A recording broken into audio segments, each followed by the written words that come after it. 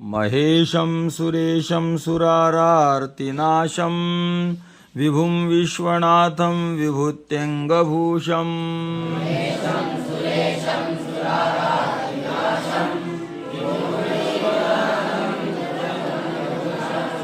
विरूपाक्षमिन्द्वर्कवह्नि त्रिनेत्रं सदानन्दमीडे प्रभुं पञ्चवक्त्रम्।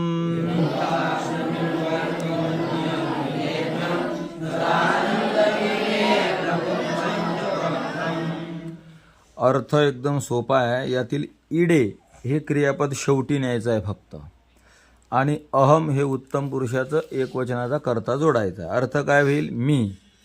महेशम महान ईश असणाऱ्या महादेवाची.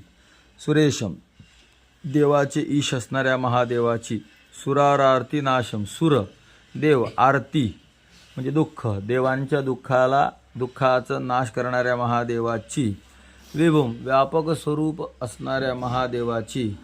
विश्वनाथम विश्वनाथ म्हणजे विश्वाचे नाथ असणाऱ्या महादेवाची.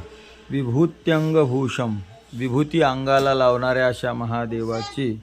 विरूपाक्ष थांबय थोडं. विरूपाक्षम विरूपाक्ष म्हणजे विरूपाक्ष असणाऱ्या महादेवाची. इंदू अर्कवन्नी इंदू म्हणजे चंद्र, वन्नी अर्क म्हणजे सूर्य आणि वन्नी म्हणजे अग्नी. चंद्र, सूर्य आणि अग्नी हेच जणू काही तीन डोळे आहेत अशा महादेवाची. सदानंदम नित्य आनंद स्वरूप असणाऱ्या महादेवाची. प्रभुम प्रभू स्वरूप महादेवाची. पंचवक्त्रम पाच मुख असणाऱ्या महादेवाची. अहम ईडे मी काय करतो? त्याची स्तुती करतो. जय श्रीराम.